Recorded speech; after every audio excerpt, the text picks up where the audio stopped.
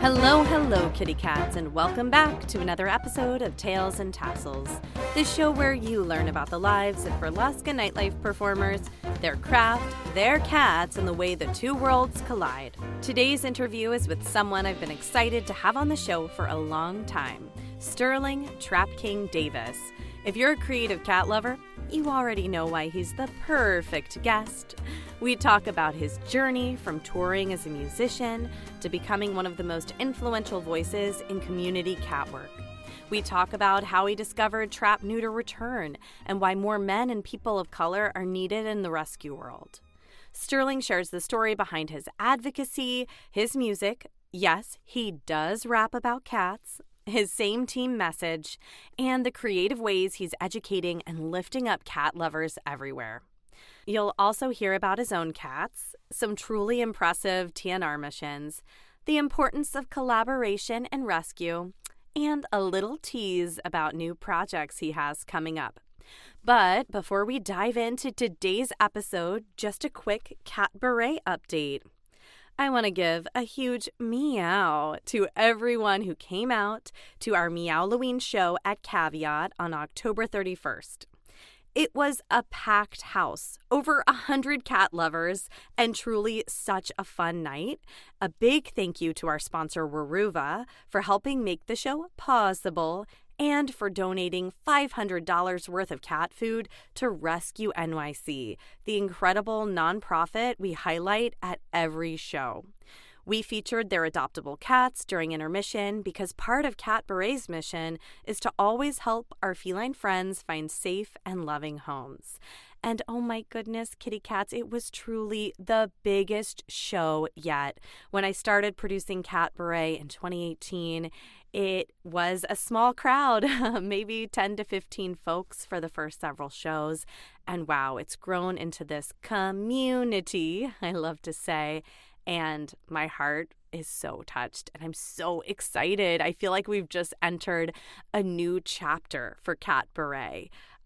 So that said, I'm really excited to share we'll have 3 Catbaret shows in 2026 plus a bonus community building event. First up is a Cat Lady Purr-tea on Thursday, March 5th. Last year, it was a paw-tea. This year, it's a purr-tea. I'm playing with some fun audience engagement ideas, like having everyone write down what being a cat lady means to them and reading them throughout the show. And even though the theme is around being a cat lady and like reclaiming that in a positive way, the show is for everyone. Maybe we can think about being a cat lady as a state of mind and not a gender. So I also submitted the show to an exciting festival coming up. That would be that same week, fingers crossed. Either way, we're celebrating female identifying performers and non-binary performers and their love for cats. And I'd also love to encourage attendees to wear their best cat lady looks. My stage kittens and I may be on the prowl in the audience looking for our favorite styles with prizes. And then in June, we're going to have a group at the Coney Island Mermaid Parade. We're going to march as Purrmaids. That is a goal of mine. I got to look into it, but I'm really excited to share more when the time comes, just to all be together and celebrate Coney Island and cat-themed mermaids. Come on, it sounds perfect. We'll also be back next year with Meowloween on Halloween and Meowie Christmas and Happy Hanukkahs in December. So if you're a performer and you want to be part of Catbaret, please email catbaretshow@gmail.com. It's a variety show, so I'm looking for all kinds of acts, not just burlesque. We typically only have 2 burlesque numbers per show, so slots are limited and the March show is pretty much booked. But I always love welcoming new folks and I read every email and respond to every email I get. And one exciting update as Catbaret continues to grow, starting in 2026, all raffle proceeds will be donated to local rescue. Producing the show does come with costs. I pay all the performers, renting the space, printing flyers, hiring our wonderful illustrator. But with sponsorships coming in, we can give back even more to rescue organizations, which is really important to me.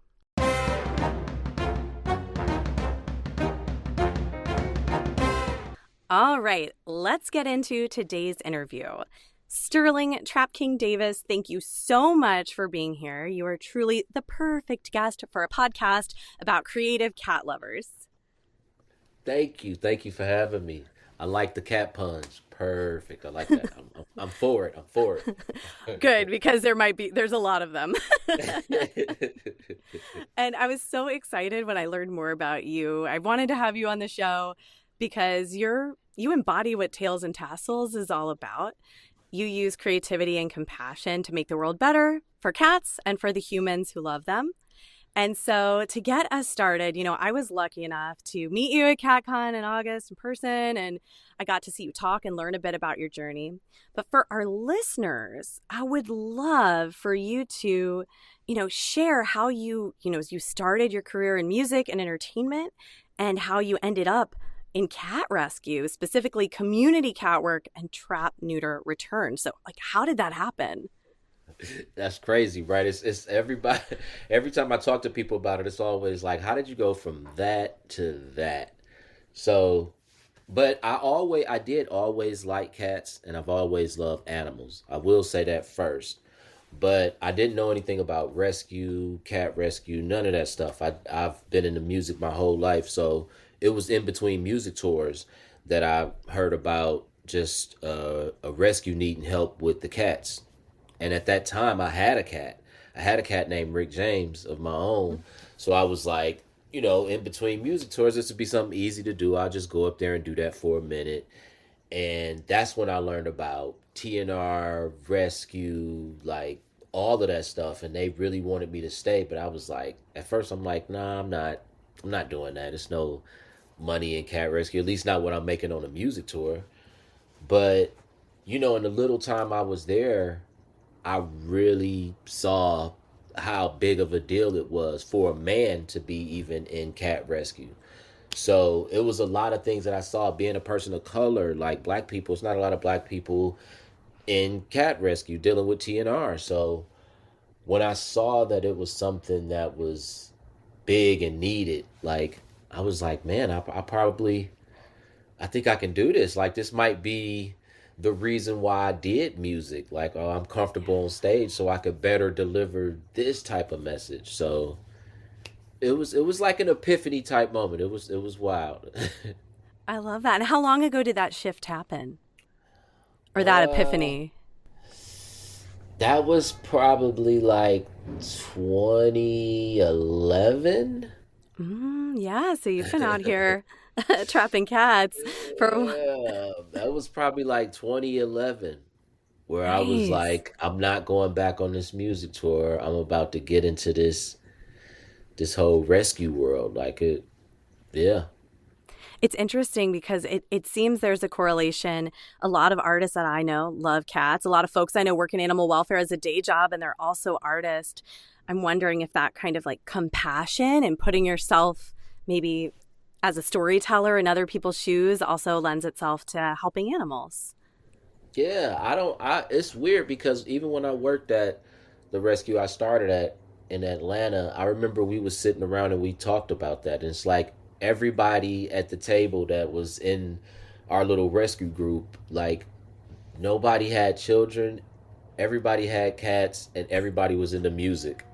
And it's like, that's like a strange coincidence. Like, how did that happen? Yes, totally. I'm here for the child-free cat people as well. Our fur babies are our babies. Right, right, right, right. And for folks who don't know, who I hope a lot of folks are familiar with trap, neuter, return. But if you could share with our listeners what you want folks to know about community cats and TNR and why this work is important, I think that would be really great to enlighten our listeners. Yeah, so what TNR is trap, neuter, return. So it's the humane alternative for death and euthanasia for stray and feral cat populations. So for the most part, for years before TNR was even thought of, cats are overpopulating and spreading disease at an alarming rates. So they would euthanize for a long time. They would euthanize, and that was like thought of as the only option. TNR is we catch them in humane traps. take them to low cost spay and neuter clinics where they're spayed, neutered, vaccinated, and then we return them back to the colony, back to where they came from. But this way they don't overpopulate or spread disease. They still deal with the things you don't want around. Some people don't want mice and things like that around. Cats will help that stay away. So they could stay in their colony, live their life, and not be in the way or hurt anybody instead of euthanasia. So that's basically what TNR is. And again, it's important because there was a time where euthanasia was thought of as the only way. And even now, still, this is happening in some areas where they don't know TNR or they don't practice TNR, and it's still looked at as euthanasia as the answer. So it's definitely not a humane solution.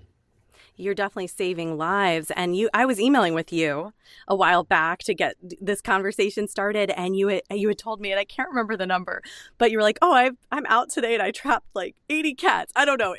Is that a normal number? It sounded very, very high to me.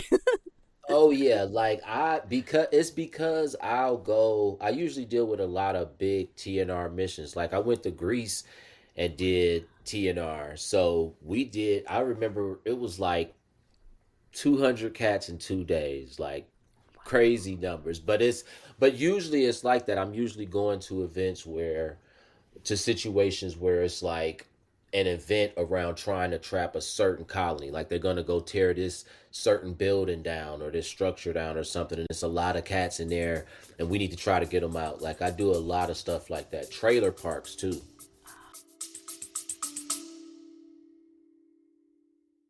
Hey, kitty cats. If you love Tails and Tassels, you'll purr over our next live show, Catbaret. A Cat Lady Purr Tea is happening Wednesday, March 5th at Caveat in New York City. It's a night of cat-themed comedy, music, and burlesque, or as we like to call it, purlesque, celebrating the cat lady energy in all of us. Grab your tickets and join the community at catbaretshow.com. That's catbaretshow.com. See you there. Wow. Yeah, that makes sense that there's big communities of cats and it's a big project. And you really, 100% saving lives. And you teach and educate folks so that they are prepared to make a difference in their communities as well. Is that right? Yeah, definitely. Like one of the things that I try to really do with people when I started, because if, like I said, at first I worked at the shelter. I worked there for about 5 years as the TNR coordinator. And eventually I started TrapKing Humane Cat Solutions, my own nonprofit. And when I started, I felt like I just dove in heart first, you know. But there Mm-hmm. were some things that I probably should have done and went about before I just jumped out there and did it. So I try to educate people that want to get started. Like for example, one thing that a lot of people will do, they'll start a nonprofit, a rescue. They want to help. They see a issue and they want to help it. And the first thing that they do is they just jump out there, start a nonprofit, and start doing it. But if you're going to start a TNR nonprofit, then you should probably look and see who around is already doing TNR. See, Mm. because maybe fostering is needed, maybe adoption is needed, transportation. So your nonprofit could work with that other nonprofit.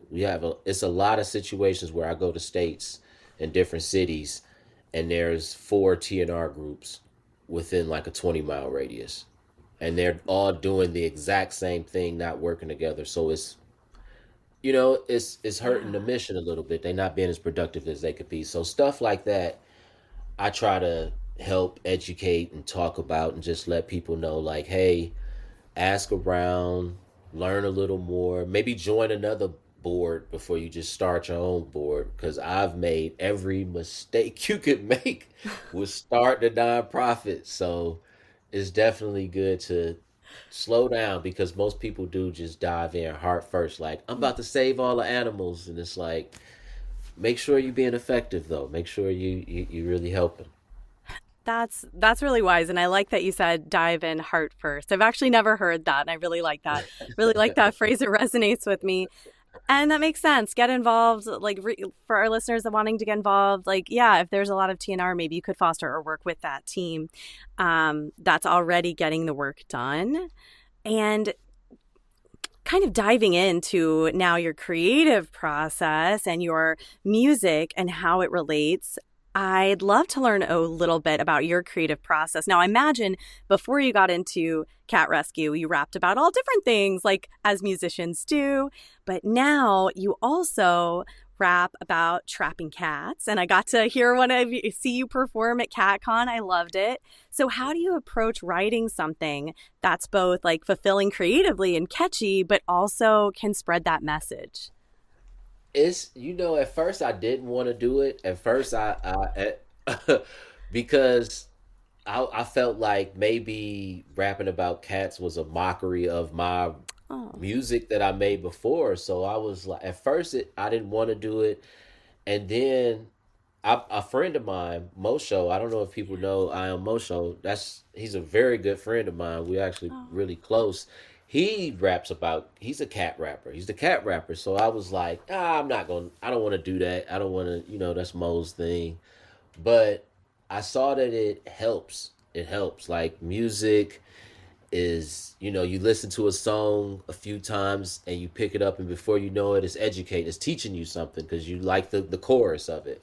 So it helped out. It helped me out relaying a message to kids, to different demographics, and just looking at it in a different way, a fun, entertaining way. So it was, it's definitely different, but I like how challenging it is. And because Trap King is something that we use in the hip hop culture so much, it's a fun play on words that I can do with that a lot of times. So It's perfect. Again, positively delightful.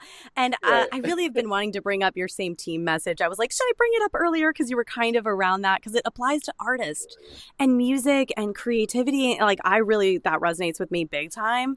Tell us, our listeners, a little bit about the same team idea and like how you feel like that resonates in animal rescue as well as creative spaces.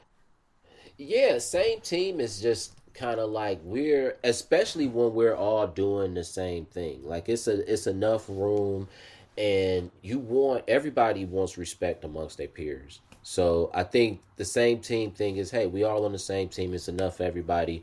Together we're stronger. Divided is tough. It's bad. It just makes it more difficult. So especially within cat rescue, because just like what I was saying earlier, uh, you'll have so many of the same nonprofits doing the same groups doing the same thing in the same area, and then they arguing and they fighting, and it's like, hey, we same team, y'all. It's the same team. We working together.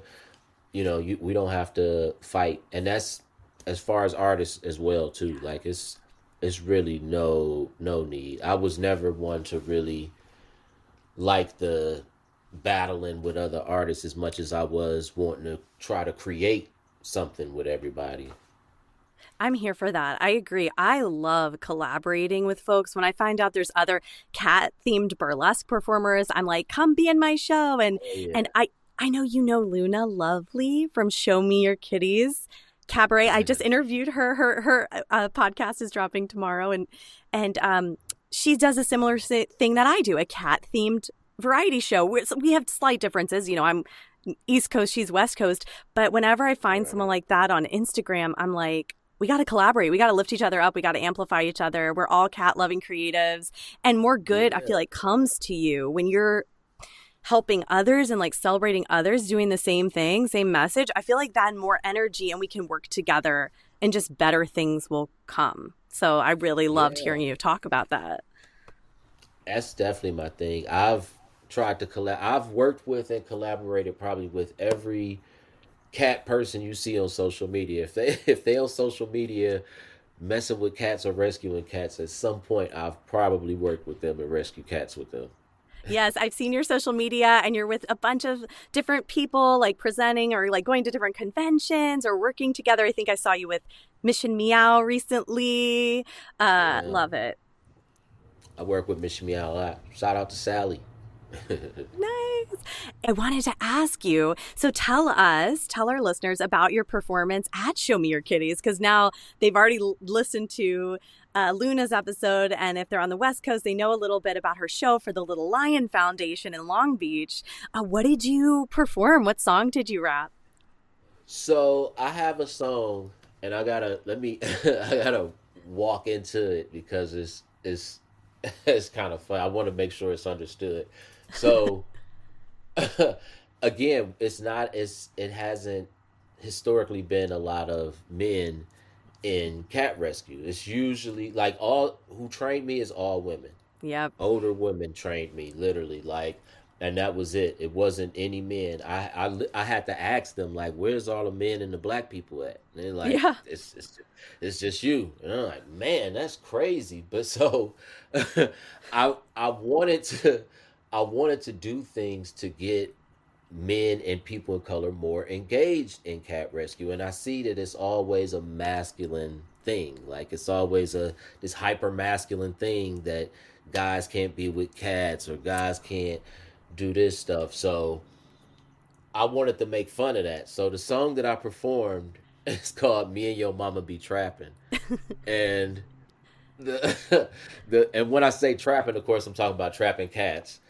But the whole point of it is hilarious. It's funny because it's kind of a jab at guys that's like they too tough to go out with their mom or help with cats or even have a cat as a pet. It's like, okay, well, I'm gonna come pick your mom up.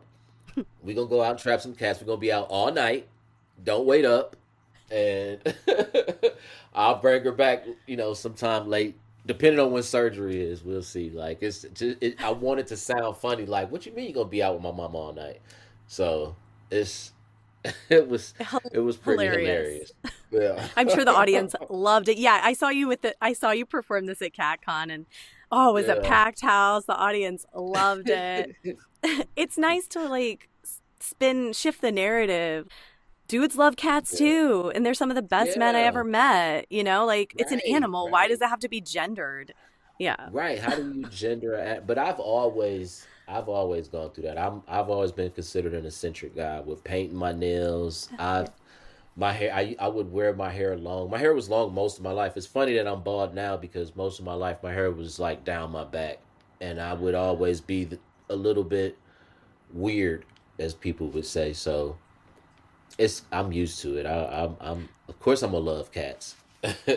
That's the best. Weird is the best way to be. I mean, you're an artist. You're Right. expressing yourself, self-expression. Right. Right. Now, how do you see yourself as an advocate first or an artist first? Or are they like blended now, those roles? Uh, I guess blended because I think you can never stop being an artist if you are an artist. I think that the creativity thing is just you always even not being in music or working in that industry like that, I still feel the need that I want to reinvent myself as an artist or something like that. I still feel that sometimes. So I think it's blended because I'm definitely gonna rescue cats for the rest of my life. Like that's not changing. I'm gonna do more. Like I have a lot more that I want to do, and now it definitely has to be combined because some of the stuff that I'm working on now with cats and music together is it's gonna be pretty hilarious. Like it's some different stuff, but even outside of that, I want to start helping with getting some laws changed too, as far as TNR rescuing and some of the stuff that I see as far as rescues getting more help, people that's trying to help get more help to them. So I'm always gonna be involved in both. I would have to say I'm both a popular rescue and artist. I don't know. These days, there's multi-passionate people. Like we multi-passionate creatives and passionate about cats. Right, right. No, none of us are one-dimensional creatures. So yeah, I'm glad they can combine. Yes. And is there anything that you want to tease or share with our audience that you can share? Because I know folks may have projects in the works, but if there's anything specific that you'd really like our listeners to know that you're working on, please let us know. Oh man, I always have a ton of stuff going on. I'm actually headed out to a cat event right now. I know I'm preparing again. I've been to me and a buddy of mine, Nathan the cat lady. Year earlier this year, we went out to Spain to rescue dogs, and that was a yeah. Usually it's cat. We actually rescued 32 Galgo dogs and brought them back to America, where they were all adopted. And of course, with us being there, we had to rescue some cats too. So we did bring 3 cats as well with 32 dogs. How But did you we'll bring be them all doing that. back? We flew. They were in crates, and we flew them back. Yeah, we flew them all back. The process was it was a lot because the dogs aren't small. Galgos Yeah. aren't they're not small dogs. So I mean they're thin in nature, in stature, but as far as their height, these crates were pretty big. So yeah, it was a wild process. But the dogs, it was dogs that had been getting tortured. They race them, they hang them, they do use them for hunting. It's a lot of weird laws out there, and so we went out there to do that. We'll be doing that. We're planning it now to do that again next year, sometime in April. So I'm looking forward to that too. I'm looking forward to going back out there to Spain. I like going to different countries and people don't know about the rescue mission as much. They don't know what's going on. So to be able to educate people. So I'm excited about that. I got that coming up. I got I can't I don't want to it's I just I'll say this. There's Okay. definitely new music. I do have more music coming up, real creative stuff, real creative stuff. But I don't want to. I can't say. I don't. I think I'll ruin it if I say the person I'm working with. So I'm just gonna say Yeah, new just music. tease it. We'll just have to. Everyone's gonna follow you on Instagram and plug. We. I have a couple more questions for you, but go ahead and plug that Instagram. It'll be in the show notes too. Oh yeah. So on Instagram is the original Trap King, but it's the underscore original underscore Trap King. Yes, I made it difficult. I don't know why I did that. I'm not.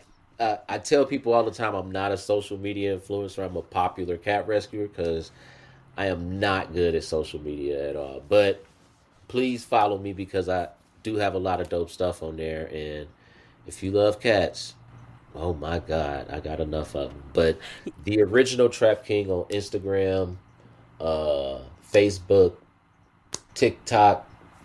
Yeah, I think that's about it. And you're right, you do have a lot of cats on there, not just the cats you're helping, but you have your own beautiful cats. So can you share with our listeners your cats' names and maybe just like a little bit about their personalities? So my oldest, she is actually walking. She's probably about to walk over here in the screen. My oldest is Demita Joe, and she's very attached.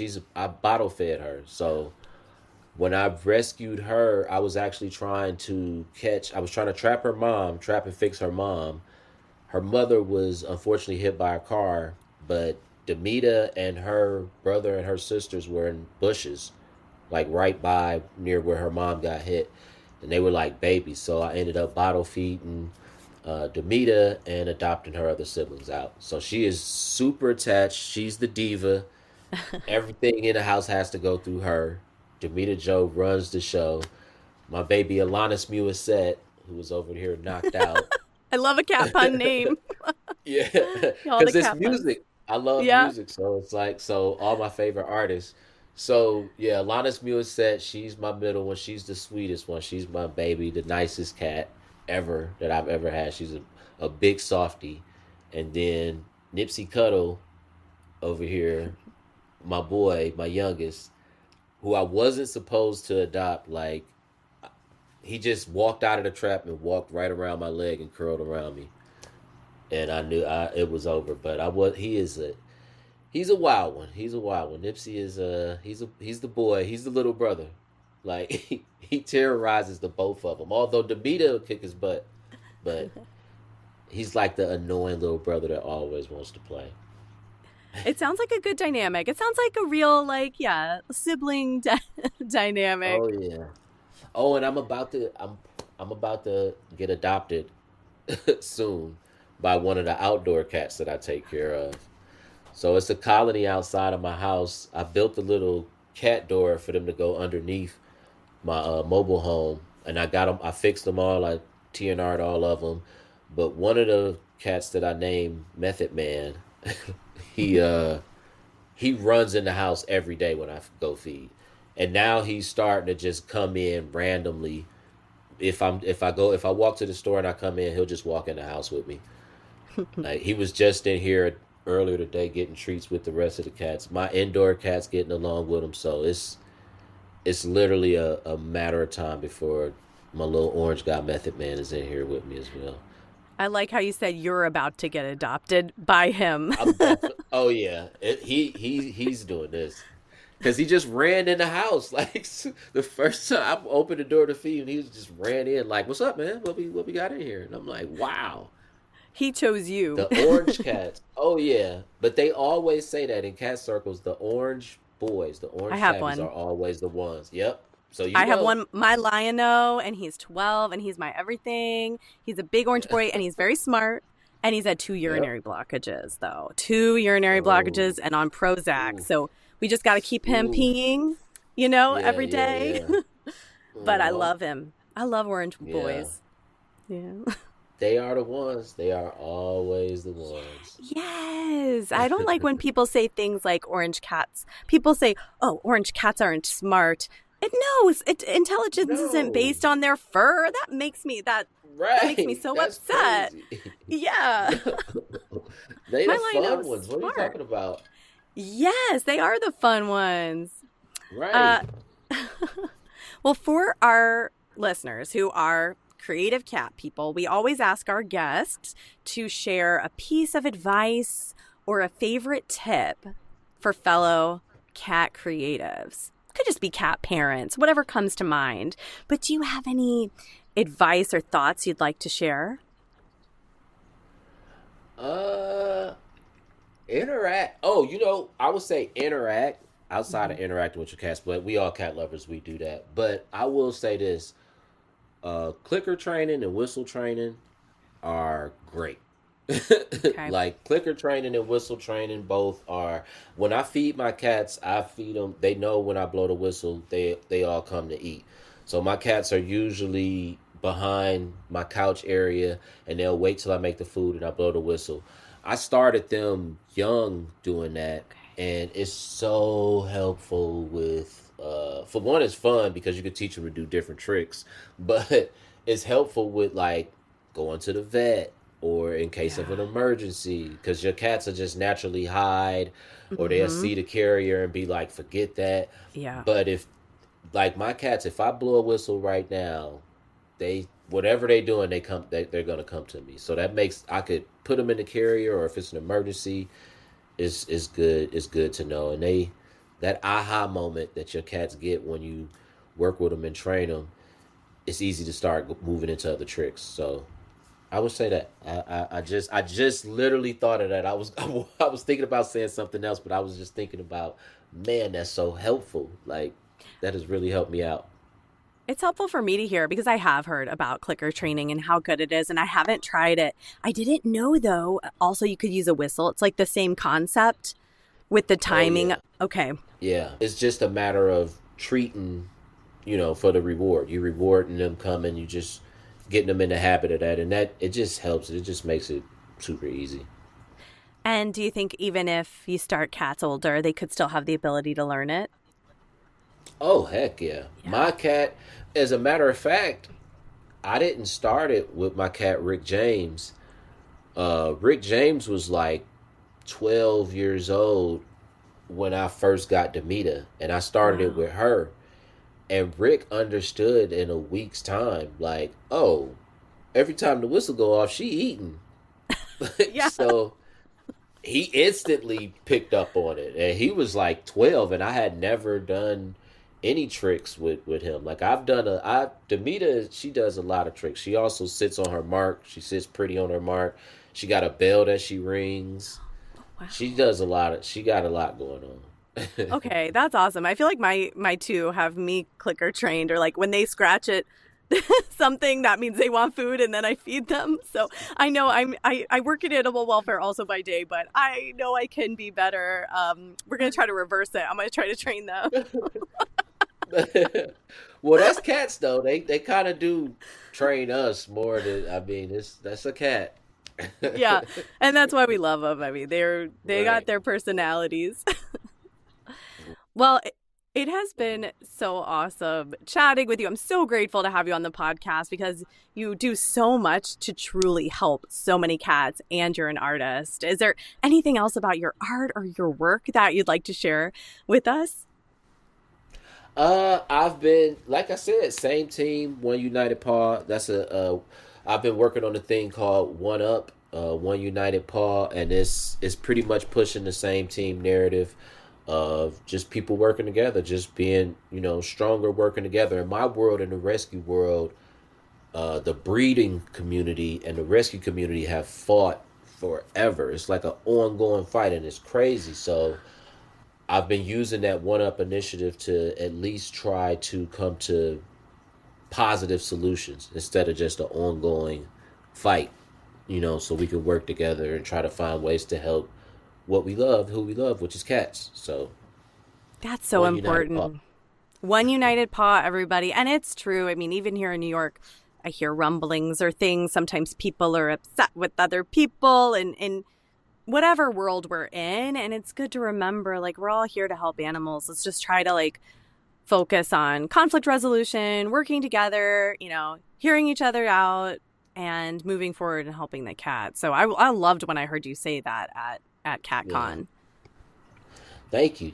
Yeah, I've been trying to. It's been the fighting. Like I say, the fighting isn't going anywhere, and we, together, it's only going to be more people to help the cats. That's the reason why I dove in it heart first like that, because I was like, wow, there's really no men and people of color really in this. Like, I Yeah. could probably make it cool and make a difference and get more engaged. So, Yeah, you're definitely a role model for folks, young people like looking up to you and not getting involved in cat rescue because they see someone like them.